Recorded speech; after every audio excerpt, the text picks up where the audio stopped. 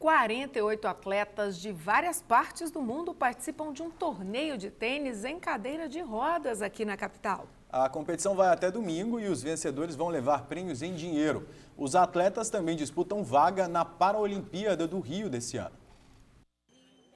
A Maria Fernandes é de Brasília, tem 15 anos e depois de um acidente de carro tornou-se cadeirante em 2005.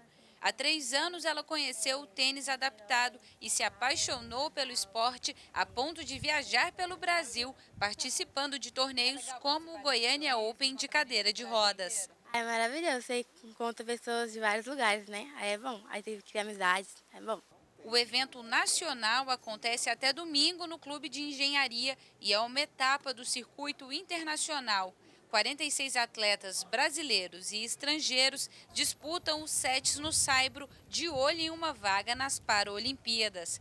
É o caso do goiano Bruno Mackey, 5º colocado no ranking nacional e na fase classificatória para os Jogos Olímpicos. Tem que ter um preparo, um bom preparo, porque dentro de quadra, fora o clima, o esforço é muito grande, porque tem que tocar a cadeira e bater na bolinha. Outro atleta em busca da vaga paralímpica é o mineiro Rafael Medeiros, 3º colocado nacional. Para chegar lá, segundo o tenista, haja treino. Eu treino 5 vezes na semana, de 2 a 3 horas dentro de quadra, mais 1 hora, 1h30 na academia. Então é uma rotina que um atleta profissional tem que ter para conseguir um nível alto para chegar na Paralimpíada do Rio. A final do torneio é domingo de manhã. Além do troféu e dos pontos no ranking, o atleta vencedor leva ainda $2.500 para casa. O esporte paralímpico acho que é um elemento excelente de inclusão, né, de exemplo, né, de superação das pessoas que praticam o esporte adaptado. E eu acho que aqui a gente dá essa oportunidade a todos os goianos, a várias pessoas que estão às vezes em casa, achando que não tem uma perspectiva, né? Tem um filho que gostaria de praticar um esporte, achando que isso é impossível, não.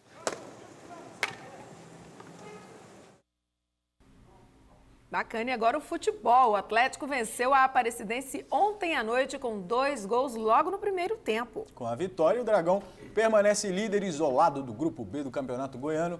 Cid Ramos está aqui hoje para a gente conversar, homenageando o Dragão, Cid Ramos. Não, foi uma coincidência. Uma feliz coincidência. Boa tarde para você, tá bom? Boa tarde, Michele. Boa tarde para todo mundo. Bom final de semana para todos nós. Para todos nós. Hoje é sexta-feira. Ontem o Atlético deu 2-0 na Aparecidense. E aí, como é que foi o jogo? Os resultados de meio de semana já tinham deixado o Atlético classificado para a próxima fase. Mas o Atlético estava numa situação complicada, porque a derrota para o Vila criou uma certa pressão lá. A gente, como a maioria achava que o Atlético era franco favorito, a derrota para o Vila Nova... Surpreendente derrota. Deixou o Atlético meio que na pressão. Uhum. Teve reunião a semana toda, falou-se muito que será que o Atlético é isso mesmo, tal. E aí o técnico Wagner Lopes passou a semana inteira dando puxão de orelha nos jogadores e tal. E a resposta ontem foi muito positiva. O time precisou de pouco mais de meia hora para liquidar a Napolina. Primeiro esse gol do Júnior Viçosa, que voltou a marcar depois de muito tempo. Estava machucado, voltando de contusão, voltou a marcar. É um jogador muito interessante, vai ajudar muito o Atlético na próxima fase do campeonato. Depois teve um gol de falta maravilhoso, marcado pelo William, um gol muito bonito, que a gente vai ver de novo aí já já. Mas, como eu dizia, serviu para aliviar a pressão do resultado. Esse gol aí, um gol muito bonito, um gol de falta muito bem cobrada. E aí aliviou a pressão, garante o Atlético como primeiro lugar no grupo dele e dá ao Atlético autoconfiança outra vez para começar na próxima fase como um time, e como realmente ele é, de fato ele é favorito ao título, um dos favoritos ao título de 2016. Como é que ficam agora os jogos, a rodada desse fim de semana? Olha, com o Goiás e o Atlético classificados, a gente falou isso aqui ontem, né, Michele? Os outros 2 times serão conhecidos nessas 2 próximas rodadas. Mas, na minha opinião, a última rodada deverá ser amistosa. Deve ser com jogos já com os times todos já conhecidos, já definidos. Porque eu não vejo outra Claro que o futebol tem essas nuances todas, mas eu acho que o Vila Nova e o Anápolis vão vencer os seus jogos. O Vila joga no domingo contra a Aparecidense, o Atlético joga, o Anápolis joga contra o Trindade. Eu acho que eles vão vencer os jogos e se esses resultados acontecerem, junto com o Atlético e o Goiás, o Vila e o Anápolis já vão se classificar nesse final de semana. A última rodada será amistosa, será de jogos com times já classificados. Para não acontecer isso, tem que acontecer tanta coisa para o Vila e o Anápolis nos classificar que não vale nem a pena a gente dizer aqui, porque o Vila, se empatar, está classificado, o Anápolis, para não se classificar, tem que acontecer 3 ou 4 resultados aí. Então eu prefiro dizer o seguinte: eu acho que o Anápolis e o Vila vão se classificar nesse final de semana e aí os times vão começar a se preparar já para a segunda fase do campeonato. Agora, Cid, falando de seleção brasileira, tem alguma novidade? Tem rumores aí de mudanças? Olha, é o seguinte, a CBF é uma casa desarrumada, né? Uma bagunça. Tem um presidente de direito que está afastado, dizem que foi afastado, se afastou para não ser preso, porque corria esse risco de ser preso. O Marco Polo Deonoro saiu e se afastou. E aí assumiu um coronel aí que, juro por Deus, eu até peço desculpas, eu não sei o nome dele agora, não estou nem lembrado do nome dele. Tal a insignificância dele para o futebol brasileiro, nunca tive visto falar nele, mas ele é o presidente da CBF. E o Marco Polo Deonoro continua mandando lá. E eles estão fazendo reuniões desde o jogo que o Brasil empatou com o Paraguai.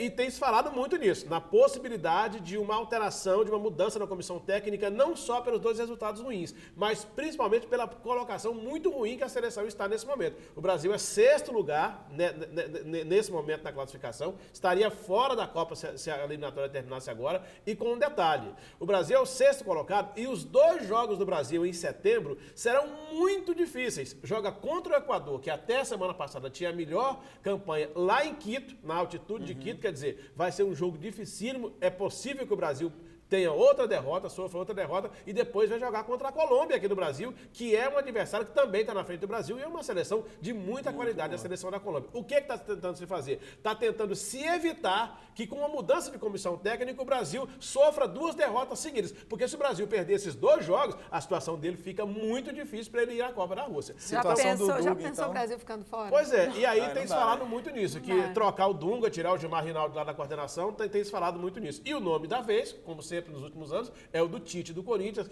que se sair, deve ser o Tite o técnico. O Brasil joga, como eu disse, contra o Equador e contra a Colômbia em setembro, mas antes tem a Copa América nos Estados Unidos. Então, nesse final de semana, para o meio da semana que vem, deve sair uma definição. Se você me perguntar o que você acha, eu digo, eu acho que a CBF vai demitir o Dunga. Eu acho que vai.